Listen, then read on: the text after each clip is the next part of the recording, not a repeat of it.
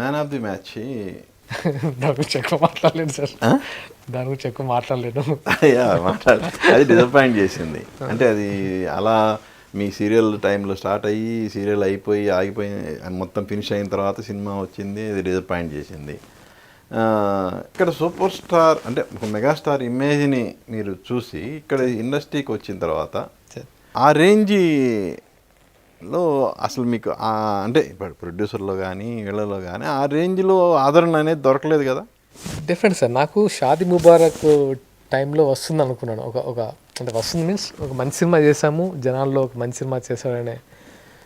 షాదీ ముబారక్ వరకు కొంచెం కష్టం అనిపించింది.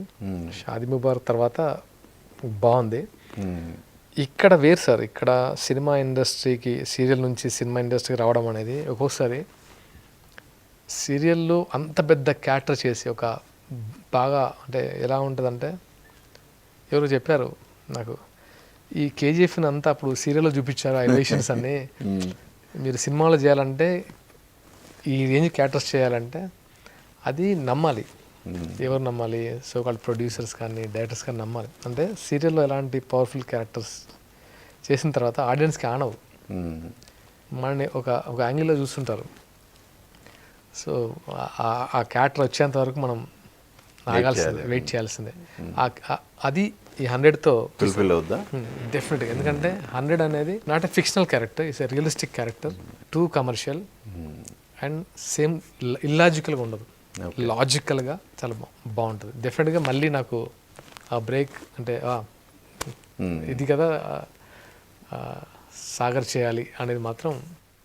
కానీ షాదీ ముబారక్ కంటే ముందే మీరు సిద్ధార్థలో చేశారు దగ్గర ఆ రేంజ్ క్యారెక్టర్ చేశారు, డ్యూయల్ రోల్ చేశారు. డ్యూయల్ రోల్ కాదు సార్, బట్ అంటే టూ షేడ్స్ ఉన్న క్యారెక్టర్. అది ఎందుకో అంటే ఎక్కడో మిస్ఫైర్ అయింది. అది నిజంగా అంటే రాంగ్ టైం రిలీజ్ అనిపిస్తుంది. అది కూడా ఒక్కోసారి ఇప్పుడు సినిమా చేయడం ఒక ఎత్తు అయితే దాన్ని రిలీజ్ వరకు తీసుకెళ్ళి రైట్ టైంలో రిలీజ్ చేయడం ఒకటి, రైట్ ప్రమోషన్ చేయడం ఒకటి, అండ్ ఒక గ్యాప్ ఉండాలి.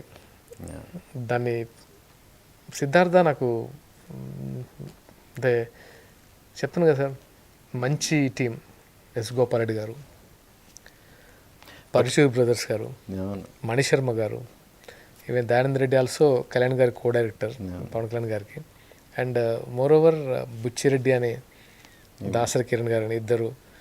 అంటే ఎలా చూస్తున్నారంటే సార్ నాకు ఇప్పటికీ సిద్ధార్థ అనేది ది బెస్ట్ అంటే ఒక మెమరీస్ నా.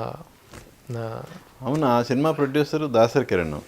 ఆయన ఇప్పుడు మీ అపోజిషన్ పార్టీలో ఆయన కీలకం. అంటే ఆయన టీటీడీ బోర్డు మెంబర్ కూడా, వైఎస్ఆర్సీపీ పార్టీ ఆయన. పర్సనల్నే కాదనుకోలేదు అనేది. ఆయన 2 సినిమాలు తీశాడు. ఇది వైఎస్ఆర్ పార్టీ తరపున, అటు వ్యూహం అని, శబదం అని ఆర్జీవి గారితో కలిసి, ఇటు ఈ టీడీపీకి అగెనెస్ట్గా కానీ ఏదన్నా. సో మీ ఇద్దరు ఫ్రెండ్స్ అయినా, మీరు జనసేనలో ఉన్నారు, ఆయన వైసీపీలో ఉన్నారు. ఎలా మీ ఇద్దరు కలిసినప్పుడు ఏంటి, ఎలా డిస్కషన్ ఎలా నడుస్తుంటుంది సార్? సినిమాల గురించి ఈవెన్ దాసరి కిరణ్ గారు కలిసినప్పుడు సినిమాల గురించి డిస్కషన్ ఉండదు. నేను కూడా అంటే సినిమా ఫీల్డ్ ఎలా ఉంటుందని సార్, పాలిటిక్స్ ఎలా ఉండేది సార్, ఇప్పుడు ఎంత కొట్టుకున్నా సార్, ఆ పార్టీ నుంచి ఆ పార్టీలో ఈ పార్టీలో ఉన్నవారు ఫ్రెండ్స్ ఉంటారు, కుటుంబ సభ్యులు ఉంటారు, అన్నీ ఉంటాయి. పాలిటిక్స్ వేరు, సినిమా వేరు. మన ఇప్పుడు ఎగ్జాంపుల్ అలీ గారు ఉన్నారు సార్. అలీ గారు పవన్ కళ్యాణ్ గారికి మంచి ఫ్రెండ్. సో వైఎస్ఆర్సీపీ అంటే ఎవరిని మనము అంటే it's a there personal agenda, వాళ్ళ పర్సనల్ పర్స్పెక్టివ్, పర్సనల్ థాట్. అది ఫ్రెండ్షిప్ ఈజ్ డిఫరెంట్. సో నేను ఎప్పుడు అసలు పెద్ద కామెంట్ చేయను దాని గురించి.